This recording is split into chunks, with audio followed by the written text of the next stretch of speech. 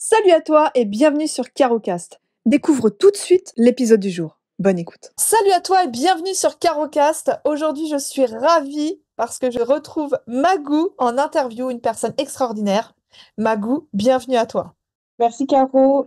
Magou, est-ce que tu peux te présenter? Je m'appelle Magou, j'ai 36 ans. J'habite en région parisienne. Professionnellement, je suis actuellement référente de parcours. Donc, ça consiste à faire de la coordination de parcours de santé complexe avec des accompagnements qui sont proposés à des personnes qui ont des problématiques de santé, des problématiques aussi sociales. Et j'accompagne un petit peu au quotidien pour fluidifier leur parcours de vie. Et j'interviens aussi en appui aux professionnels pour qu'ils puissent connaître les ressources sur le territoire pour leur faciliter eux aussi leurs accompagnements et la prise en charge des personnes. Ça, c'est dit. Magnifique parcours. Bravo à toi. Et du coup, comment t'en es venu? Quel est ton parcours scolaire? Alors, j'ai pas du tout commencé par là à la base. J'ai fait des études de droit. Donc, j'ai un master en droit social spécialisé en droit de la protection sociale et de la santé. J'ai eu diverses expériences professionnelles plutôt en service juridique, aussi dans un service de formation sur ma dernière expérience professionnelle. J'ai pas mal cheminé parce que ça faisait, dès le début de ma carrière, on va dire, je sentais que j'étais pas tout à fait à ma place et que, il me manquait quelque chose. Donc, j'ai commencé par me dire, c'était peut-être le monde de l'entreprise qui me convenait pas. Et j'ai fait un diplôme pour être traductrice. J'ai exercé quelque temps. Je me suis rendu compte que j'avais pas j'ai trouvé pas non plus tout à fait mon compte. Décidé de remettre tout à plat, d'arrêter de, entre guillemets, rechercher par moi-même. Et j'ai décidé de faire appel à des professionnels. J'ai eu la chance de suivre en fait une formation qui s'appelle Découvrir son excellence dans l'action. Donc ça, c'était la première étape. J'ai fait un stage de 2 jours où à partir de mes expériences personnelles, professionnelles, on a pu définir un petit peu c'était quoi donc mon excellence, ce dans quoi voilà, je trouve du plaisir, que je fais assez facilement et que je fais bien. Après, au niveau de mon cheminement, ça s'est pas arrêté là. J'ai ensuite décidé de faire une formation avec la méthode Ikigai. C'est une méthode, on va dire, japonaise. À la base, c'est pas vraiment de ce que j'en ai compris, hein. C'est pas vraiment une méthode qui est là pour les reconversions professionnelles. C'est plus une philosophie de vie japonaise. Maintenant, il y a des personnes qui se sont aperçues que ça pouvait tout à fait correspondre pour les personnes qui recherchaient leur voie d'un point de vue professionnel. Il y a voilà, une méthode qui a été développée pour aider les personnes à trouver leur voie, à la fois à partir un petit peu de l'excellence, hein, c'est-à-dire le talent de la personne, ce qu'elle fait très bien, mais pas que là-dessus, en y ajoutant une touche par rapport aux valeurs de la personne, par rapport à ce qu'elle peut apporter au monde, ce qu'elle aime réellement faire. Donc, il y avait cette dimension-là en plus. Et c'est comme ça que voilà, j'ai cheminé petit à petit vers, on va dire, le métier que j'exerce actuellement. Waouh, ok. Bah écoute, déjà, félicitations. Parce que Merci. c'est une très très belle recherche sur soi, hein. C'est un sacré travail, l'ikigai. Moi, j'adore ça. Je l'ai pratiqué également. Et c'est vrai que je trouve que c'est quelque chose de complémentaire pour soi. Comment t'en es venu à aider les gens au travers, en fait, justement, cette recherche? Qu'est-ce qui t'a poussé, en fait, à aller là où tu es aujourd'hui? Je pense que ça a toujours été dans ma personnalité d'être assez empathique. J'ai toujours eu le contact aisé en fait avec l'autre. Et puis dans le cadre privé aussi, c'est vrai que j'ai toujours à cœur de pouvoir proposer de l'aide, d'être utile, etc. Ça correspond aussi à mes valeurs. C'est quelque chose que j'avais en moi, mais que je ne conscientisais pas forcément.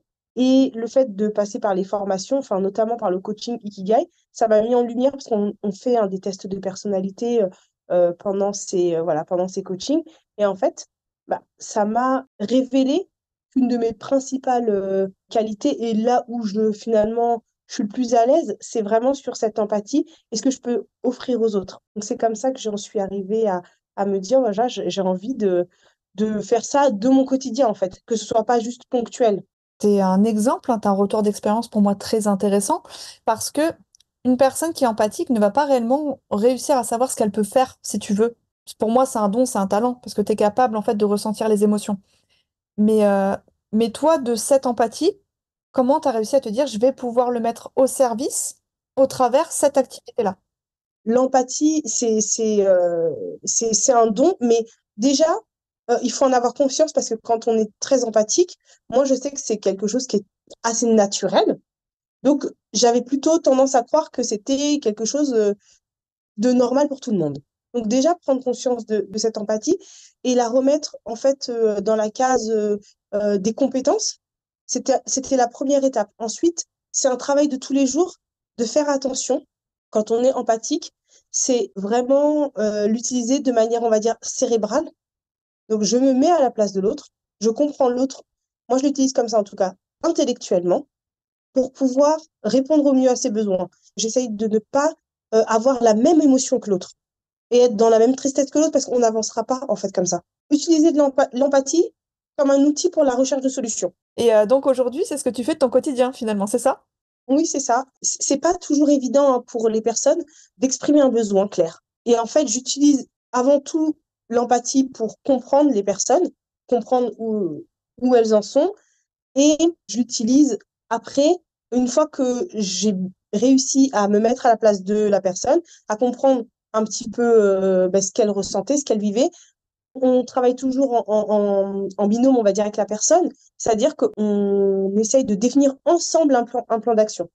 Parfois, je vais un petit peu plus proposer que la personne, parce qu'il y a des personnes qui sont pas en capacité, voilà, d'initier, de proposer, donc je vais lui proposer un petit peu plus parfois.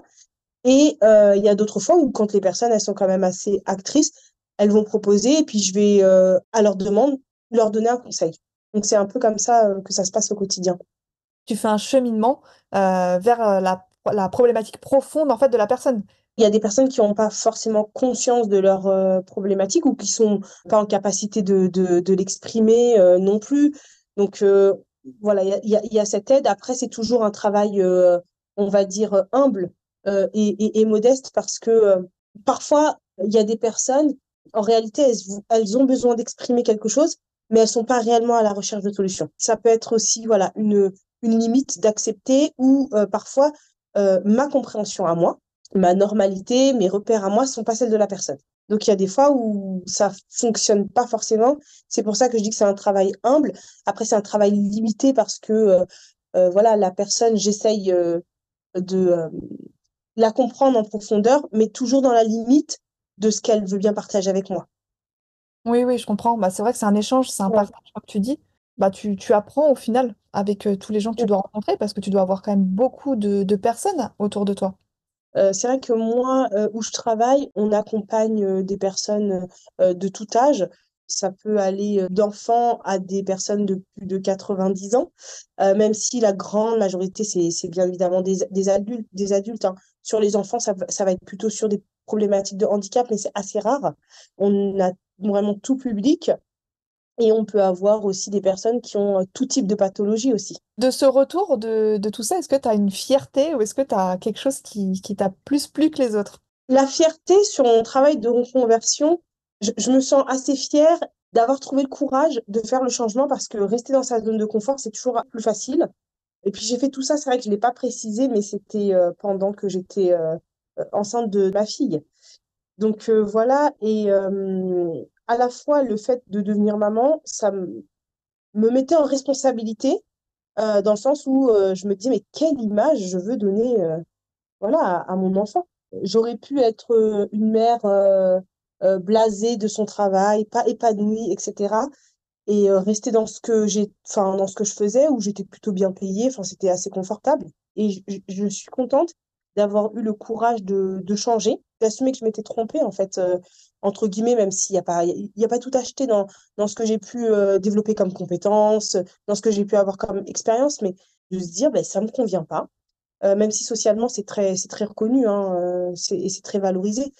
J'ai été contente de m'écouter et de penser à mes besoins. Ça, c'est la chose dont je suis la plus fière dans mon parcours, dans mon cheminement. Et par rapport à, voilà, au travail au quotidien, quand on a des retours ou des sourires ou des personnes qui sont contentes de nous revoir, voilà, c'est un boost. C'est un boost pour plusieurs jours, plusieurs semaines. Enfin, voilà, il y a pas vraiment de mots à mettre là-dessus. Après, moi, ça fait aussi partie de mes convictions très profondes. On se sent soi-même réellement vivant quand on peut apporter quelque chose aux autres. C'est un sacré saut d'obstacle, mais tu l'as réussi, tu l'as bien franchi, donc bravo à toi. Comment, en fait, aujourd'hui, tu vis le fait d'être maman? Comment tu arrives à jongler avec tout ça? Est-ce que pour toi, c'est confortable? Oui, vraiment, je suis vraiment heureuse parce que voilà, ma fille, elle a un peu plus de 4 ans, donc elle commence à comprendre un petit peu des choses, à me poser des questions. Et elle a bien identifié, si on lui pose la question, maman, elle aide des gens. Elle connaît pas les détails techniques, on va dire, de mon travail, etc. Mais voilà, maman, elle aide des gens. Je pense que elle sent bien que le matin, je suis pas déprimée en allant au boulot, ou le soir, je rentre pas dans un état où je suis au bout du rouleau, comme tout le monde, hein, le rythme il est intense, on a toujours beaucoup de, voilà, de travail, de situations, pas assez de temps, ça c'est commun à tout le monde. Je fais de la route parce qu'on va aussi chez les gens, j'ai un petit peu de route, donc il y a la fatigue, on va dire, normale que toute personne itinérante ou qui travaille peut ressentir. Donc ça c'est normal, il y a des jours où je vais être fatiguée, mais globalement, le fait que je sois bien dans mes baskets, bien dans mon travail, eh ben, elle le ressent. Et surtout, là, je me dis, bah, quand elle sera plus grande, elle aussi, elle sera face à des choix d'orientation, elle sera face à des choix de carrière. Et je me sens armée pour l'accompagner, en fait. Que dire après ces belles paroles? C'est vrai que être aux côtés de parents accomplis et surtout heureux, un enfant, ouais, il ressent tout, c'est une éponge, hein. Oui, oui, complètement. Après, ben, elle fera peut-être totalement autre chose. Elle verra quelle est son excellence à elle, Ah ouais, mais son c'est génial, étude. mais tu l'impulses en fait, tu l'impulses dans cette belle direction, donc bah, félicitations à toi, c'est beau. Merci, Caro. T'es un exemple de réussite et de bonheur finalement. En réalité, j'ai foncé, j'avais pas grand-chose à perdre, en fait, à le faire. Mais c'est vrai qu'on n'a jamais rien à perdre à investir sur soi-même je me dis à tenter parce que en réalité, ben, si ça n'avait pas marché, j'avais toujours mes diplômes, j'aurais toujours pu retrouver, enfin, un autre travail. Mais voilà, je l'ai fait. Il n'y a jamais de bon moment. Puis c'est pas toujours facile quand on devient parent, qu'on soit un homme ou une femme, hein, quand on devient parent, quand on a peut-être des engagements financiers avec un crédit, enfin, je sais pas, des choses comme ça, c'est pas toujours évident. Mais voilà, enfin, moi je me dis toujours que c'est des paramètres, on va dire, c'est des paramètres qu'il faut prendre en compte, qui sont pas négligeables, mais on regrette pas pour moi d'avoir tenté. Et pas, ça se fait pas, mais peut-être ça sera pour plus tard, mais en tout cas, le fait de tenter, on regrette jamais. Et par contre, d'être resté dans un poste qui nous plaisait pas, un métier qui nous plaisait pas pendant 10 ans, 15 ans, 20 ans, au bout d'un moment, ça, je pense qu'on peut le regretter de ne pas avoir tenté autre chose. Ouais, exactement, c'est ça, c'est en fait on n'a rien à perdre, comme tu le dis, à investir sur soi-même. Cette phrase, elle est magnifique. J'ai une dernière question à te poser. Vas-y. Si tu devais décrire le super pouvoir que tu as, quel serait-il? Waouh, sacrée question. Ouais, ça c'est une question, ouais. Mon super pouvoir, en fait, c'est de permettre aux personnes qui sont dans une forme de confusion avec une problématique complexe dont ils n'arrivent pas en fait à se sortir. Mon super pouvoir, c'est de venir, d'analyser, de leur délivrer une feuille de route, une recette, un plan d'action qui permet de les remettre en action et de se libérer en fait de leurs problématiques complexes et de résoudre entre guillemets qui pouvaient les tracasser. Il faut qu'il y ait toujours bien évidemment l'accord et l'alliance avec la personne. Voilà, sans jamais s'introduire en imposant quelque chose ou en proposant quelque chose quand on n'a pas été sollicité. Avoir l'adhésion de la personne pour la mise en œuvre, ça c'est hyper important. Moi, j'aime pas trop dans je t'impose ma normalité. Non, il faut que la personne soit en demande et qu'elle accepte l'accompagnement et que je sois à côté d'elle. Et puis une fois que elle est remise en route, bah moi je disparais. Ah, t'es un peu un ange en fait sur son chemin. Je, je ne sais pas, mais en tout cas, pas vocation à apporter les gens tout le temps. C'est un petit moment de petite zone d'ombre. Il y a besoin d'aide, ok, bah, s'il y a besoin d'aide, je propose. Puis quand le soleil il est de nouveau là, bah, je repars. Franchement, bravo à toi parce que c'est beau, t'as un très beau parcours et un grand merci à toi, Magou. Merci beaucoup à toi, Caro. Merci pour ton implication pour les autres. Voilà, de proposer de ton temps pour que on puisse partager des expériences, proposer des podcasts, etc. Merci d'avoir pensé à moi et surtout, n'hésite pas si tu as besoin de quoi que ce soit. Eh ben, un grand merci, je vais rebondir sur ce que tu as dit. Si les auditeurs ont besoin de toi, ils pourront te contacter via la description du podcast. Donc voilà, ça sera avec le plus grand des plaisirs. Je pense que tu les accueilleras s'ils ont des zones d'ombre à éclaircir. Oui, oui, oui. Quand on est dans la transition, c'est important d'avoir des personnes qui sont passées par là. Parce que moi, j'en ai eu besoin à un moment donné, donc je sais que c'est important de le faire pour les autres. Eh ben super, eh ben un grand merci. On va clôturer ce podcast. Moi j'ai adoré ce partage et l'énergie que tu mets. C'est toujours un... Tu as un rayon de soleil à ma goût. Donc merci à toi en tout cas. Merci, Caro. Merci beaucoup pour l'invitation.